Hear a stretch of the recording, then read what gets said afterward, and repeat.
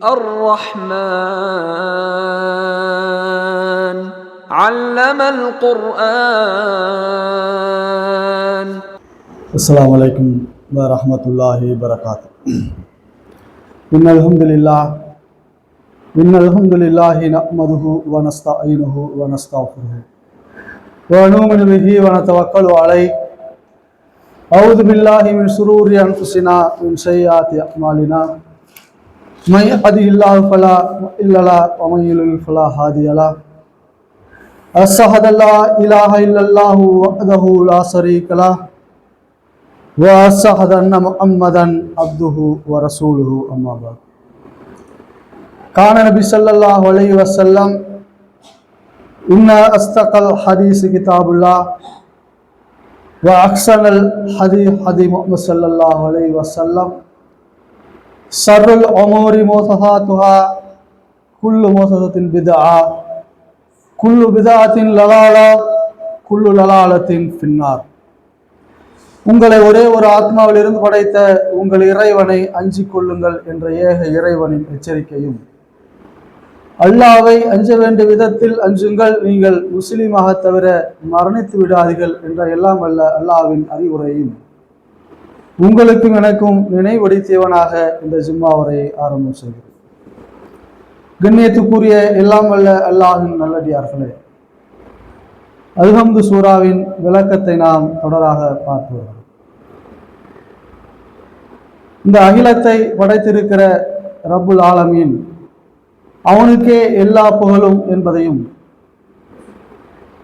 அவனுக்கு ஏன் எல்லா புகழும் என்கிற போது அவன் இந்த உலகத்தில் எண்ண முடியாத அளவிற்கு அருள்குடையை வாரி வழங்கி இருக்கிறான் என்பதையும், அவன் இந்த சமூகத்தின் மீது மனிதர்கள் மீது நிகரில்லாத அன்பு வைத்திருக்கிறான் என்பதையும், அந்த அன்பை பெறுவதற்கான வழிகளையும் நாம் ஓரளவுக்கு பார்த்திருக்கிறோம். அடுத்ததாக இறைவன் சொல்கிற செய்தி, மாலிக் யௌமித்தீன், நியாய தீர்ப்பு நாளின் அதிபதி என்று தன்னை அறிமுகப்படுத்துகிறார். நான் அளவில்லாத அருளை வழங்கியிருக்கிறேன், உங்கள் மீது நிகரில்லாத அன்பு வைத்திருக்கிறேன் என்பதற்காக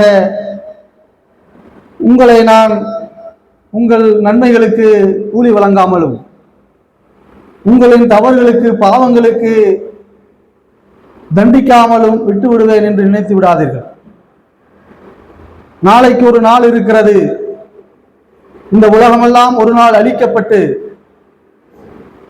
இந்த உலகத்தில் இருக்கிற அத்தனையும், வானத்திலும் பூமியில் இருக்கிற அத்தனையும் அழிக்கப்பட்டு இறைவன் மட்டுமே மிச்சமாகிறார். அந்த நாள் மீண்டும் உங்களை உயிர் கொடுத்து நான் எழுப்புவேன், எழுப்பி உங்களை எல்லாம் நான் விசாரிக்க இருக்கிறேன் என்கிற செய்தியை இறைவன் நமக்கு திருமறை குர்ஆன் நெடுகிலும் நமக்கு சொல்லி காட்டுகிறார்.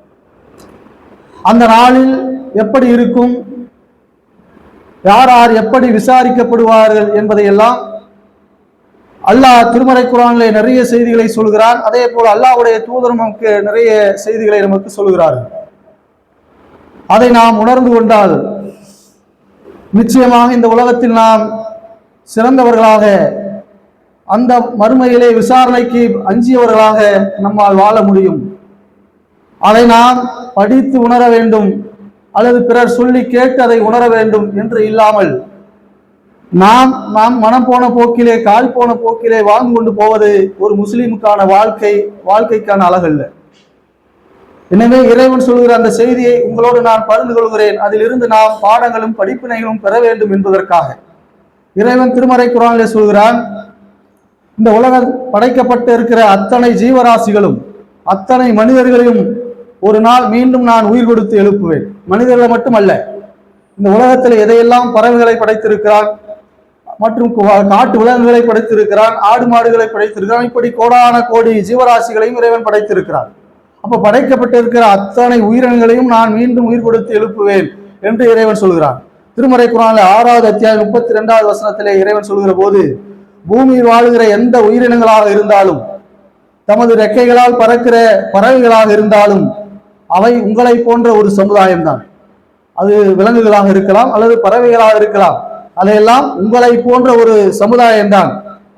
சொல்லிட்டு அல்லாஹ் சொல்றான், அந்த பதிவேட்டிலே அத்தனையும் நான் பதிவு செய்து வைத்திருக்கிறேன் என்று சொல்லிவிட்டு இறைவன் சொல்கிறான், பின்னர் அவர்களை தம் இறைவன் ஒன்று திரட்டுகிற ஒரு நாள் இருக்கிறது.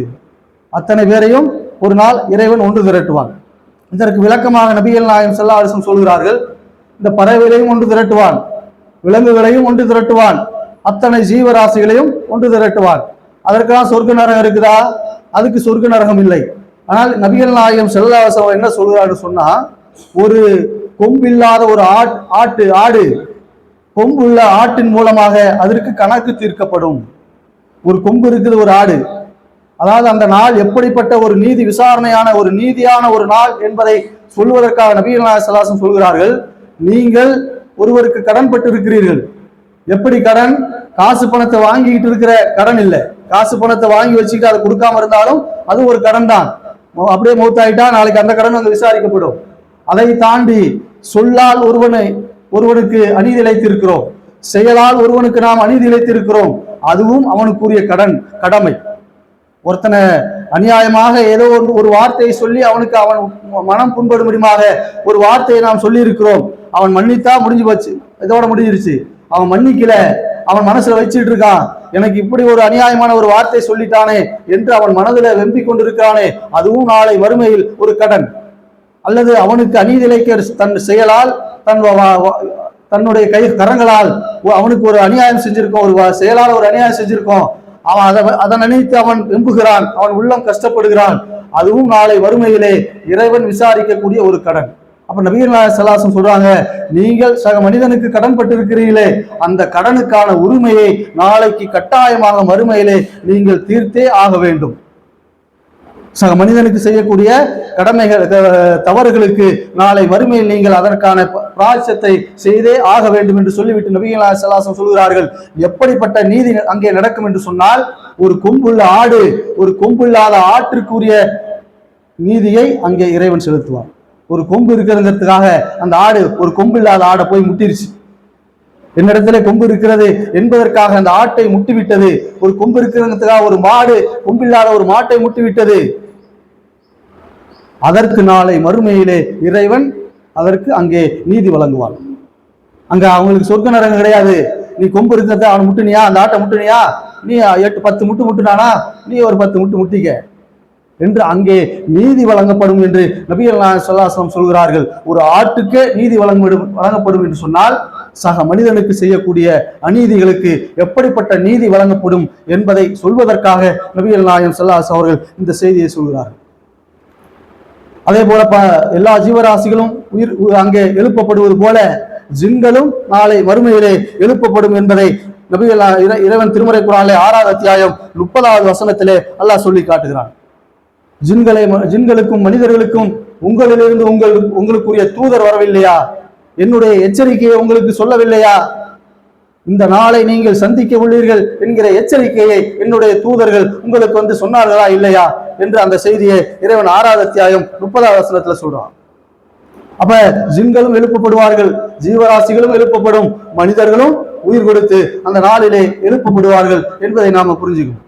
அப்ப அந்த நாள்ல எப்படி எழுப்புவான், எப்படி நிறைய செய்தி அல்லாஹ் நீங்கள் திருமறை குர்ஆன் எடுத்து படித்தாலே போதும், ஒவ்வொரு வசனமும் நம்ம படிச்சு பார்க்கணும். ஒவ்வொரு வசனமும் இந்த உலகத்திலே நாம் எந்த தவறும் செய்துவிட முடியாது.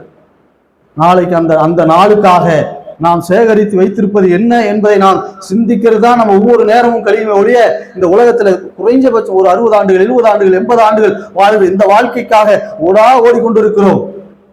ஆனால் நாளை அந்த வறுமை என்பது எப்படிப்பட்ட நாள் என்பதை இறைவன் சொல்கிற போது சொல்றான், லக்கது ஜஅதுமூனி கமா ஹலக்தும் அவ்வள மர்ரா, நீங்க உங்களை முதல்ல நாம எப்படி படைச்சோமோ அதே போல் என்னிடத்தில் நீங்கள் வந்து விட்டீர்கள். ஆரம்பத்தில் உங்களை நாம எப்படி படைத்தோமோ அதே போல் இன்றைக்கு நீங்கள் என்னிடத்திலே வந்திருக்கிறீர்கள் என்று இறைவன் சொல்கிற செய்தி 18வது அத்தியாயம் 48வது வசனத்தில் அல்லாஹ் சொல்றான். இதற்கு நபிகள் நாயகம் ஸல்லல்லாஹு அலைஹி வஸல்லம் விளக்கம் சொல்கிறார்கள். ஜிம்மாவுடைய உரை, அந்த உரையிலே நபிகள் நாயகம் ஸல்லல்லாஹு அலைஹி வஸல்லம் சொல்கிறார்கள், நாளை மறுமையில் நீங்கள் எல்லாம் ஒன்று திரட்டப்படுவீர்கள், அல்லாஹ்வின் முன்னால் நிறுத்தப்படுவீர்கள். எப்படி நிறுத்தப்படுவீர்கள் தெரியுமா? காலிலே செருப்பில்லாதவர்களாக, காலிலே செருப்பில்லாதவர்களாக நீங்கள் நிற்பீர்கள். உங்கள் உடலிலே துணி இல்லாமல் நிர்வாணமாக நிறுத்தப்படுவீர்கள். விருத்த சேசனம், அதாவது சுன்னத் செய்யப்படாதவர்களாக அங்கே நிறுத்தப்படுவீர்கள் என்று நபிகள் நாயகம் ஸல்லல்லாஹு அலைஹி அவர்கள் ஒரு ஜும்மாவுடைய உரையிலே சொல்கிறார்கள். அப்பொழுது ஆயிஷா ரலியல்லாஹு அவர்கள் கேட்கிறார்கள், அல்லாஹ்வுடைய தூதரே, நம்ம ஆண்கள் பெண்கள் எல்லாம் கலந்து நிற்கிற அந்த சபையில நிர்வாணமாக நின்றால் ஒருவர் பார்த்து விட மாட்டார்களா என்று ஆயிஷா ரலியல்லாஹு அவர்கள் கேட்கிற போது அல்லாஹ்வுடைய தூதர் சொன்னார்கள், ஆயிஷாவே, என்ன நீ சொல்ற? அந்த நாள் எப்படிப்பட்ட நாள் தெரியுமா? அந்த நாள்ல இந்த சிந்தனை எல்லாம் யாருக்கு வரும்? இப்ப நம்மள ஒரு காட்டுக்கு போனோம், புலி துரத்திக்கிட்டு வருது, போற போக்குல ஒரு முள்ளுல மாட்டி வேட்டி பிஞ்சுக்கிட்டு போயிருச்சு, இன்னும் வேகமா ஓடுகிறோம், இன்னொரு முள்ளுல மாட்டி ஜட்டி பிஞ்சுக்கிட்டு போயிருச்சு, ஐயோ ஜட்டி போச்சே வேட்டி போச்சேன்னு வேட்டி எடுக்க போவோமா? உயிரை பாதுகாக்கிறதுக்கு போடுவோமா? புலி துரத்திக்கிட்டு வந்தா என்ன ஆயிரும்? நின்றா உச்சி கொதறிடும். அப்ப அப்படிப்பட்ட சூழல், அதை விட கடுமையான ஒரு சூழல். அந்த நாளை பற்றி நீ என்ன நினைத்து கொண்டிருக்கிறாய்? அந்த நாளில் நிர்வாணமாக ஆண் நிற்கிறார், பெண் நிற்கிறார் என்று யாரேனும் பார்த்து கொண்டிருக்கிற அப்படிப்பட்ட சூழல் இல்லை அந்த சூழல். மிக கடுமையான ஒரு சூழல் என்று நபிகள் நாயகம் ஸல்லல்லாஹு அலைஹி வஸல்லம் சொல்கிறார்கள் அந்த நாளை பற்றி. அடுத்தது இறைவன் திருமறை குர்ஆன்ல சொல்றான், 20:102 வசனத்தில் அல்லாஹ் சொல்கிற போது, யௌம யன்ஃபஉ ஃபிஸ்ஸூர் வ நஸ்அரு முஜ்ரிமீன் யௌமைதின் ருஜுகான். சூர் ஊதப்படுகிற அந்த நாளில் குற்றவாளிகளை நீல நிற கண்கள் உடையவளாக நாம் எழுப்புவோம். அல்ல எப்படி சொல்றான்? குற்றவாளிகளை எப்படி நாம் எழுப்புவோம் சொன்னா, அவர்கள் அடையாளம் என்னவாக இருக்கும் என்று சொன்னால் அவர்களுடைய கண்கள் நீல நிறமாக இருக்கும் என்று அல்லாஹ் திருமறை குர்ஆன்ல சொல்ற செய்தி பாரோம். அடுத்த அல்லாஹ் இன்னும் ஒரு குற்றவாளிகளை எப்படி எழுப்புவோம் சொன்னா, அடுத்தது 20:97 வசனத்தில் அல்லாஹ் சொல்றான், சில குற்றவாளிகளை நம்முடைய இறை வசனங்கள் வந்துச்சு, அதை நிராகரித்து வாழ்ந்தார்களே, அவர்களை நாம் எப்படி எழுப்புவோம் என்று சொன்னால், அவர்களை குருடர்களாக, செவுடர்களாக, ஊமைகளாக நாம் எழுப்புவோம். அல்லாஹ் சொல்றான். அவர்களுக்கு நேர்வழி வந்துச்சு, அந்த நேர்வழியை புறக்கணித்து வாழ்ந்தார்களே, அப்படி வாழ்ந்தவர்களை நாம் எப்படி எழுப்புவோம் என்று சொன்னால், குருடர்களாக எழுப்புவோம், செவுடர்களாக எழுப்புவோம், ஊமைகளாக எழுப்புவோம் சொல்லிட்டு அல்லாஹ் சொல்றான். அந்த அவங்க கேட்பாங்களாம், அல்ல, நான் இந்த உலகத்துல இருக்கும் போது கண்ணோட தானே இருந்தேன், பார்வையோட தானே இருந்தேன், ஏன் இப்படி என்ன கூட நான் எழுப்புனேன் அப்படின்னு கேட்கும் போது அல்லாஹ் சொல்கிறான், அப்படிதான்டா நான் எழுப்புவேன். என்னுடைய வசனங்கள், என்னுடைய தூதர்கள் உன்னிடத்திலே வந்து சொன்னார்களே, இந்த நேர்வழியை, இந்த நாளை நீ சந்திக்க உள்ளாய் என்பதை சொன்னார்களே, அப்பொழுதுதான் அலட்சியப்படுத்தி விட்டு, புறக்கணித்து விட்டு, இதை மறந்து நீ வாழ்ந்து கொண்டிருந்தாயே, அதனால் இன்றைக்கு நீ மறக்கப்படுவாய், புறக்கணிக்கப்படுவாய், அலட்சியப்படுத்தப்படுவாய் என்று சொல்லி இறைவன் அதற்கு பதில் சொல்வான் என்று திருமறை குர்ஆன்ல 20:124 வசனத்தில் அல்லாஹ் சொல்லிட்டார். அப்ப குற்றவாளிகளாக இருந்தால், அல்லாஹ்வுடைய வசனங்களை புறக்கணித்து வாழ்ந்தால், அல்லாஹ்வுடைய கட்டளைகளை நீங்கள் புறக்கணித்து வாழ்ந்தால், நாளை மறுமையில எப்படி எழுப்பப்படுவோம்? நாம் குற்றவாளிகளாக, நீல நிற கண்கள் உடையவர்களாக எழுப்பப்படுவோம், கூடர்களாக எழுப்பப்படுவோம், செவிடர்களாக எழுப்பப்படுவோம், ஊமைகளாக எழுப்பப்படுவோம். அப்பொழுது அவர்கிட்ட போய், அல்லாஹ்ட்ட போய், அல்லாஹ், நான் பார்வையோட தான் இந்த உலகத்துல இருந்தேன், எனக்கு இப்ப பார்வை இல்லையே, பேசிக்கிட்டு தானே இருந்தேன், இப்ப என்னால பேச முடியல, ஊமை ஆயிட்டானே, காது கேட்டு இருந்துச்சே, நான் செவிடனா இருக்கிறேனே என்று கேட்கிற போது அல்லாஹ் என்ன சொல்வான்? அப்படித்தாண்டா நான் எழுப்புவேன். நான் இந்த உலகத்திலே உனக்கு எத்தனை அறிவுரைகளை சொன்னேன், எத்தனை தூதர்கள் வந்தார்கள், எத்தனை அவகாசம் கொடுத்தேன், அப்பொழுதுதான் நீ அதை எப்படி கழித்தாய்? என்னுடைய கட்டளையை புறக்கணித்து நீ வாழ்ந்தியா இல்லையா? எனக்கு செய்ய வேண்டிய வணக்க வழிபாடுகளை அலட்சியப்படுத்திட்டு வாழ்ந்தியா இல்லையா? தூதர்கள் வந்தார்கள், இந்த தூதர்களை புறக்கணித்து வாழ்ந்தியா இல்லையா? இன்றைக்கு நான் உன்னை புறக்கணிக்கிறேன், உன்னை நான் அலட்சியப்படுத்துகிறேன், உன்னை நான் மறந்துட்டேன் போ என்று பதில் சொல்வான் என்று அல்லாஹ் திருமறை குர்ஆன்ல சொல்ற செய்தியை பார்க்கிறோம். அப்ப எவ்வளவு கடுமையான அந்த நாள் எப்படி இருக்கும் என்று சொல்கிற போது நபிகள் நாயகம் ஸல்லல்லாஹு அலைஹி வஸல்லம் சொல்கிறார்கள், அல்லாஹ் வருவான், விசாரிப்பதற்காக அல்லாஹ் வருவான். எப்படி வருவான் என்று சொன்னால், 8 வானவர்கள் அரிசை சுமந்தவர்களாக அந்த பிரமாண்டமான அந்த அரிசிலே வருவான் என்று நபிகள் நாயகம் ஸல்லல்லாஹு அலைஹி வஸல்லம்.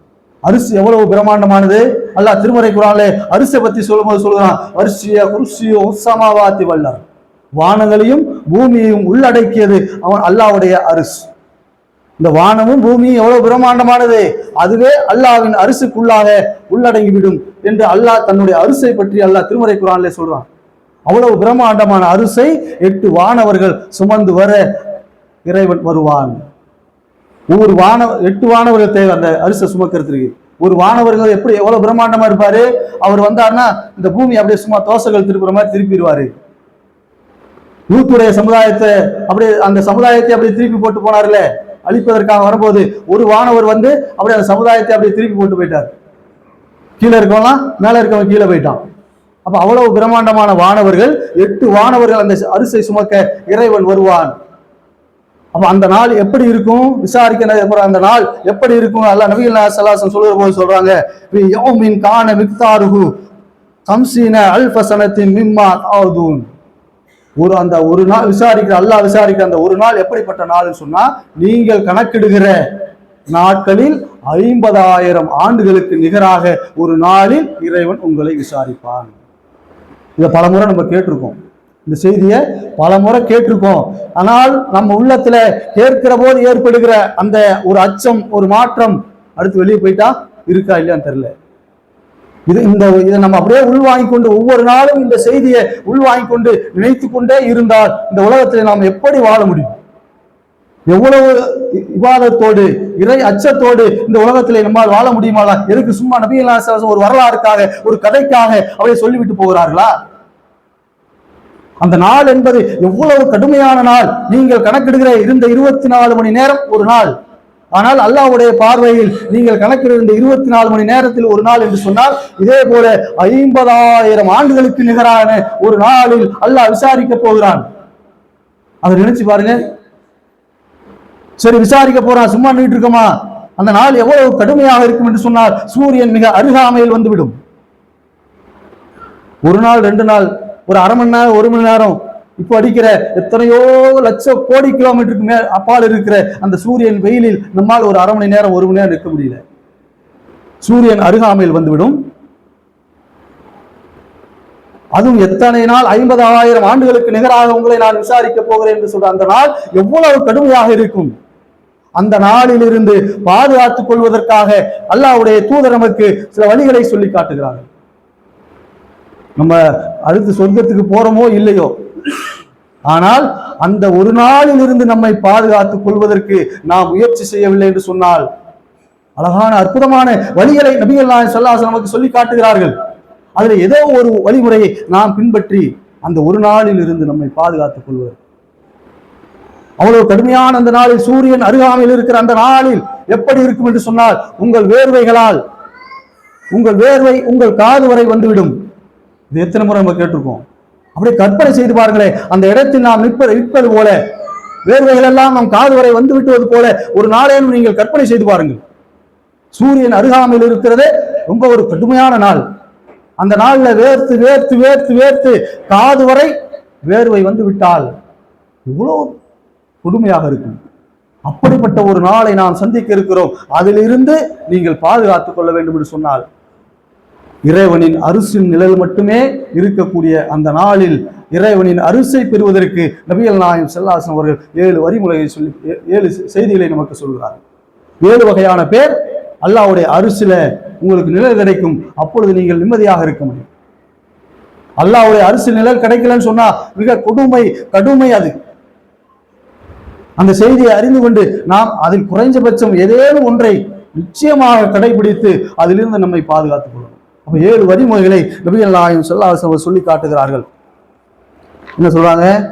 முதல் நபர் யார்? 7 வகையான பேர், 7 பேர்த்துக்கள்ல 7 வகையான பேருக்கு அல்லாஹ்வுடைய அரிசின் நிழல் கிடைக்கும் என்று சொல்கிறார். அதில் முதல் ஆள் யார் என்று சொன்னால், ஒரு ஆட்சி அதிகாரம் இருக்கிறது, ஒரு நாட்டிற்கு மன்னனாக இருக்கிறான், ஒரு நாட்டுக்கு பிரதமராக இருக்கிறான், ஒரு நாட்டுக்கு அதிபராக இருக்கிறான். அவன் நீதியாக நடந்து கொண்டால், நீதியாக நடக்கிற அரசனுக்கு அந்த அரிசின் நிழல் நமக்கு கிடைக்கும் என்று நபிகள் நாயகம் ஸல்லல்லாஹு அலைஹி வஸல்லம். அந்த வாய்ப்பு நமக்கு இல்லை. அது யார் மன்னராக இருக்கிறார், யார் பிரதமராக இருக்கிறார், யார் அதிபராக இருக்கிறாரோ அவருக்கு உள்ளது, அது நமக்கு இல்லை. சரி, இதை விட்டுருவோம். அடுத்து என்ன? வணக்க வழிபாடுகளிலே ஊறி திளைத்த இளைஞனாக இருக்கக்கூடியவன். ஒரு 40 வயசு 50 வயசை கடந்துட்டா நம்ம இளைஞர் இல்லை. ஒரு 20 வயசு 30 வயசு 40 வயசுக்குள்ளார இருக்கக்கூடியவர்கள், இளைஞர்கள், அவர்களுக்கு அல்லாஹ் ஒரு வாய்ப்பை தருகிறான். வணக்க வழிபாடுகளிலேயே ஊறி திளைத்து இருக்கிற இளைஞன், அவனுக்கு அந்த உலகத்துல இன்பங்களை அனுபவிக்க வேண்டும் என்ற வேட்கை இருக்கும், இந்த உலக ஆசைகள் இருக்கும் அதிகமாக. அதனால் அவனுக்காக ஒரு அற்புதமான ஒரு வழியை நபிகள் நாயகம் சொல்றாங்க. நீ இளைஞனாக இருக்கிறியா, அல்லாஹ்வுடைய வணக்க வழிபாடுகள் வாய்ப்பு இருக்கப்பெல்லாம் அல்லாஹ்வை தொழுகணும், நஃபிலான தொழுகணும், சுன்னத்தான தொழுகை, நோன்பு வைக்கிறது என்று அந்த வணக்க வழிபாடுகளிலே ஊறி திளைத்த ஒரு இளைஞனுக்கு நாளை வறுமையிலே அல்லாஹ்வுடைய அரிசி நிழல் கிடைக்கும் என்று சொல்கிறார்கள். இந்த வாய்ப்பு ஒரு வயசு கடந்தவங்களுக்கு கிடையாது, இது சிலருக்கு தான் கிடைக்கும். அடுத்து என்ன சொல்றாங்க? பள்ளியோடு தன் உள்ளத்தை எப்பொழுதும் தொடர்போடு வைத்திருக்கிறாரே, இது எல்லாருக்கும் உண்டு. அது 60 வயசானாலும் சரி, 70 வயசானாலும் சரி, 80 வயசானாலும் சரி, உயிரோடு இருக்கக்கூடிய அத்தனை பேருக்குமாக இந்த வாய்ப்பை அல்லாஹ் கொடுத்திருக்கான். ரசூலுல்லாஹ் சொல்றாங்க, யாருடைய உள்ளம் எப்பொழுதும் பள்ளியோடு தொடர்பு இருக்கிறதோ, தொழுக நேரத்துக்கு தான் வாங்க சொன்னதுக்கு அப்புறம் கூட இன்னும் 10 நிமிஷம் இருக்கு, 20 நிமிஷம் இருக்குது, போய்க்கலாம் என்று சொல்லி அதுக்கப்புறம் ஒரு மணி நேரம், அரை மணி நேரம் கழிச்சு வரதல்ல. பள்ளி எப்போ வாங்க சொல்லுவாங்க, எப்போ தொழுவ போகலாம், எப்போ பள்ளிவாசல என்ன வேலை இருக்கு. இந்த பள்ளிவாசல ஒரு குப்பை எடுத்து போறது கூட பல பேர் யோசிக்கிறோம். ஒரு பாத்ரூம் கழுவாங்கிறதா கூட அதை பத்தி கவலை இல்லை. பாத்ரூம் போயிட்டு வரோம், நம்ம புதுசாக போயிட்டே இருக்கோம். அது கழுவி இருக்கு இல்ல, சுத்தம் பண்ணலாம், அங்கேயே பிரஷ் வச்சிருக்காங்க, அங்கேயே சோப்பு வச்சிருக்காங்க. அப்படிலாம் நம்ம பள்ளிவாசல பரவாயில்ல. பல பள்ளிவாசலுக்கு போனா கட்டுறப்ப கழுவுனது தான், அதுக்கப்புறம் கழுவி இருக்க மாட்டான் பள்ளிவாசல். அந்த பாத்ரூம் அந்த அளவுக்கு ஒரு மோசமா வச்சிருக்க பள்ளிவாசல் நிறைய இருக்கு. இந்த சேலத்துக்கு கூட போனேன், பெரிய பள்ளிவாசல் சுத்தி கடை. கடை வாடகை எவ்வளவு கடை வாடகை வரும்? நீ கழுவுலனா கூட ஒரு வேலையாளை போட்டு அவனுக்கு ஒரு சம்பளத்தை கொடுத்து கூட கழுவலாம். ஆனா அந்த பள்ளிவாசல் கட்டினப்ப கழுவுனது தான், அதுக்கப்புறம் கழுவி இருக்க மாட்டோம். அந்த மாதிரி பள்ளிவாசலுக்கு தான் நிறைய இருப்பதை பார்க்கும். அப்ப பள்ளிவாசல்ல என்ன பணி இருக்குது, என்ன வேலை இருக்குது, அதையும் சேர்த்து தான். அதுவும் ஒரு கடமை, அதுவும் ஒரு விவாதத்து. பள்ளிவாசல் ஒரு குப்பை கிடக்குது, அதை எடுத்துக்கொண்டு வெளியே போட்டா, குப்பை தொட்டியில போட்டா, அதையும் இறைவன் நன்மையாக ஒரு வணக்கமாக அங்கீகரித்து அதுக்கு நன்மை கொடுக்குறான். அப்போ ஒரு மனிதன், அது 60 வயசா இருக்கட்டும், 70 வயசா இருக்கட்டும், 20 வயசா இருக்கட்டும், எத்தனை வயதாக இருந்தாலும் சரி, அவர்கள் பள்ளியால என்ன வேலை, தொழுகைக்கு லோகர் தொழுகை பாங்க சொல்லிட்டாங்களா தொழுக போகணும், அசருக்கு பாங்க சொல்லிட்டாங்களா தொழுக போகணும், ஃபஜ்ருக்கு போகணும். அந்த பள்ளியோடு தொடர்பு உள்ள அந்த உள்ளம் எப்பொழுதும் பள்ளியோடு தொடர்பு இருக்குதே, அந்த மனிதனுக்கு நாளை மறுமையிலே இறைவனின் அந்த கடுமையான அந்த நாளில் 50,000 ஆண்டுகளுக்கு நிகரான அந்த நாளில் இறைவனுடைய அரிசின் நிழல் கிடைக்கும். அங்க எந்த வெப்பமும் தெரியாது, அப்படியே ஏசிக்குள்ள இருக்கிற மாதிரி குழுன்னு இருக்கும். அப்ப அந்த இதை எல்லோரும் நம்மால் ஏதோ ஒரு வகையில கடைபிடிக்க முடியும் என்பதை நம்ம உணர்ந்துக்கணும். அது ஒரு செய்தி. அடுத்ததாக இது இன்னொரு செய்தியை நபிகள் நாயகம் சொல்றாங்க, அல்லாஹ்வுக்காக ஒரு மனிதரை நேசிக்கிறார். இப்ப நட்பா இருக்கிறோம், 2 பேர் நட்பா இருக்கிறோம். அப்ப நான் நேசிக்கிறேன்னு சொன்னா அவனை நேர்வழிப்படுத்துவதற்காக, அவனுடைய இறை அச்சத்தை அவன் உள்ளத்தில் ஏற்படுத்துவதற்காக அவனை நான் நேசிக்கிறேன். அதே போல அவன் அந்த நேர்வழி பெறல, நம்மளை அவன் தவறான வழிக்கு இழுக்கிறான், அவன் செய்யற தவறான பாதைக்கு நம்ம அழைக்கிறான்னு சொன்னா உன் தொடர்பு வேணாப்பா.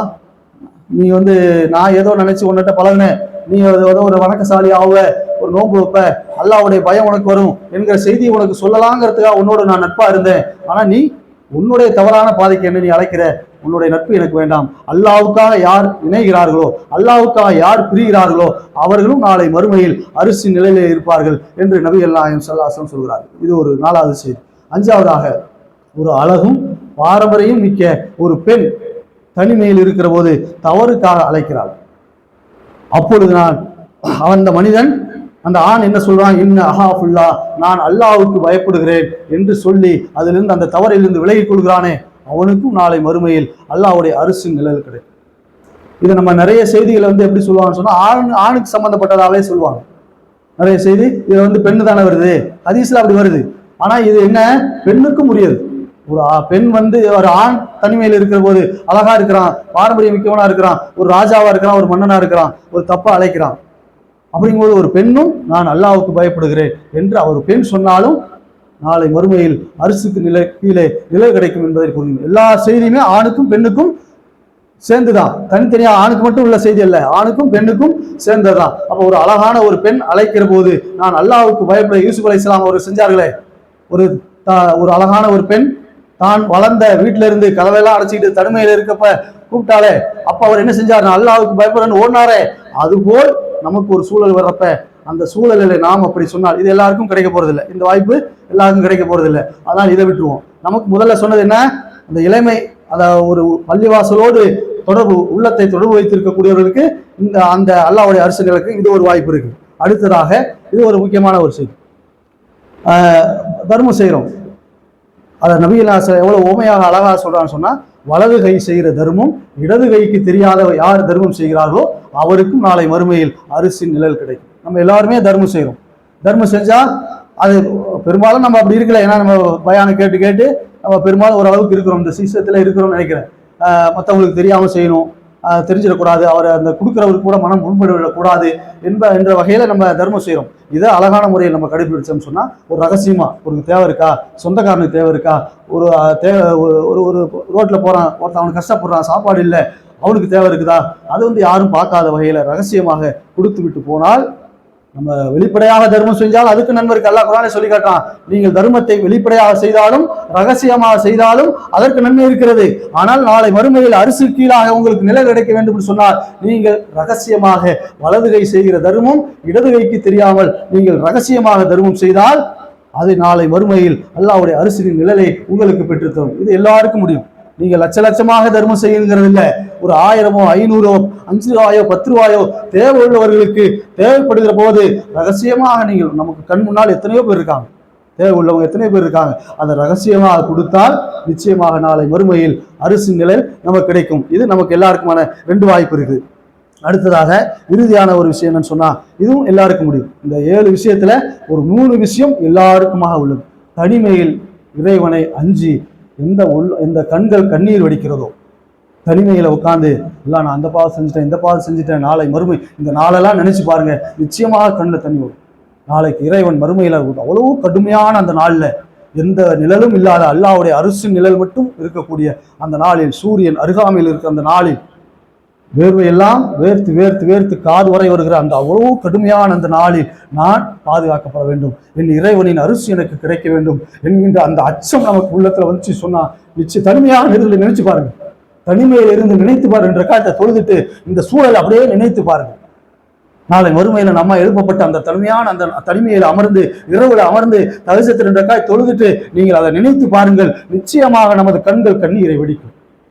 அப்படி நீங்கள் கண்ணீர் வடித்து விட்டால் நாளை மறுமையில் அந்த கடுமையான அந்த நாளில் இறைவனின் நிழல் மட்டுமே இருக்கக்கூடிய அந்த நாளில் நிச்சயமாக நமக்கு அரிசி நிழல் கிடைக்கும் என்பதை புரிந்து கொள்ளக்கூடிய நன்மக்களாக இறைவன் உங்களையும் என்னையும் ஆக்க பிரார்த்தனையோடு என்பது ஒரு யோசிக்கலாம்.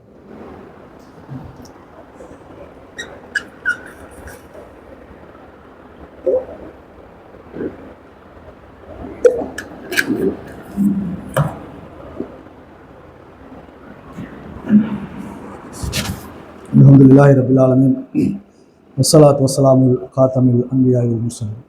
கணித்துக்குரிய எல்லாம் வல்ல அல்லாஹ்வின் நல்லடியார்களே, நியாய தீர்ப்பு நாளின் அதிபதி, அந்த நாள் எப்படிப்பட்ட நாள் என்பதை நிறைய செய்திகளை அல்லாஹ்வும் அல்லாஹ்வுடைய தூதரும் நமக்கு சொல்கிறார்கள். நீங்கள் திருமறை குர்ஆனை எடுத்து படித்தீர்கள் என்று சொன்னால் ஒவ்வொரு செய்தியும், அந்த நாளை பற்றி சொல்கிற ஒவ்வொரு செய்தியும் நீங்கள் அப்படியே மனசு அதில் லயித்து நீங்கள் படிச்சு பாருங்க. நிச்சயமாக நம் உள்ளத்தை பெரும் மாற்றத்திற்கு கொண்டு வருகிற செய்திகளை இறைவன் திருமறை குர்ஆன் நெடுகிலும் சொல்கிறான். அல்லாஹ் சொல்லுகிற போது சொல்கிறான், இந்த உலகத்துல நம்ம மாமனையோ மச்சானையோ ஏதோ ஒரு இடத்துல சந்திக்கிறோம். சந்திச்சா என்ன செய்வோம்? வாங்க மச்சான், வாங்க மாமா, நல்லா இருக்கீங்களா, வீட்டில் எல்லாம் நல்லா இருக்காங்களா விசாரிப்போம். நிச்சயமாக உறவுக்காரர்களை, சகோதரர்களை, நண்பர்களை ஒரு இடத்துல சந்திக்கிற போது நிச்சயமாக நாம் விசாரிப்போம். ஆனால் இறைவன் சொல்கிறான், திருமறை குர்ஆனில் சொல்கிறான், நீங்கள் அந்த நாளில், அந்த கடுமையான நாளில் உன் அருகாமையில் மாமன் என்றாலும் சரி, மச்சான் என்றாலும் சரி, தாய் நின்றாலும் சரி, தந்தை நின்றாலும் சரி, உன் பிள்ளை நின்றாலும் சரி, உன் சகோதரன் நின்றாலும் சரி, நீங்கள் விசாரிக்க மாட்டீர்கள். பாப்பீங்க, உங்க மாமன் பக்கத்தில் இருப்பார், உங்க தாய் பக்கத்தில் நிற்கும், உங்க பிள்ளை, நீங்கள் பெற்றெடுத்த பிள்ளை அருகாமையில் நிற்பார், நீங்கள் விசாரிக்க மாட்டீர்கள். யாரையோ பார்ப்பது போல் பார்ப்பீர்கள் ஒழிய நீங்கள் விசாரிக்க மாட்டீர்கள். அது அவ்வளவு கடுமையான அந்த நாள் என்று சொல்லி இறைவன் சொல்கிறான். அடிக்கடி கேள்விப்பட்டிருக்கோம், தாயை கண்டு பிள்ளை ஓடுவாள், பிள்ளையை கண்டு தாய் ஓடுவாள். இதெல்லாம் நீங்கள் படித்து பாருங்கள், நிச்சயமாக அது எவ்வளவு கடுமையான நாள். சும்மா ஒரு வரலாறாக, ஒரு செய்தியாக படித்து விட்டு போனால் நம் உள்ளத்தில் எந்த மாற்றமும் இல்லாது. நீங்கள் அந்த நாளை அப்படியே கண் முன்னால் கொண்டு வந்து நாம் நாளை விசாரிக்க இருக்கிறோம், அந்த விசாரணை நடைபெறுகிற அந்த நாள் எவ்வளவு கடுமையான நாள் என்பதை உணர்ந்து நீங்கள் இந்த செய்தியெல்லாம் படித்தீர்கள் என்று சொன்னால் நிச்சயமாக நம் உள்ளம் மிகப்பெரிய ஒரு மாற்றத்தை அடையும் என்பது என்ற மாற்று கருத்தும் இல்லை. இன்னும் நிறைய செய்திகள் இருக்கிறது, அடுத்தடுத்த வாரங்கள் பார்ப்போம். தயவு கூர்ந்து நீங்கள் திருமறை குர்ஆனை எடுத்து அந்த நாளை மட்டுமாவது படித்து பாருங்கள். அந்த நாளை மறுமையில் இறைவன் விசாரிக்கிற அந்த நாள் இருக்கிறதே, அந்த நாள் எப்படிப்பட்ட நாள் என்பதை மட்டுமே குறைஞ்சபட்சம் நீங்கள் படித்து பாருங்கள். நிச்சயமாக நமது உள்ளம் மிகப்பெரிய ஒரு மாற்றத்திற்கு உள்ளாகும். எனவே அந்த மாற்றத்தை உட்படுத்தக்கூடிய பாக்கியத்தை இறைவன் உங்களுக்கும் எனக்கும் தந்தருவார் பிரார்த்தனையோடு என் உரையை நிறைவு செய்ய. அஸ்ஸலாமு அலைக்கும்.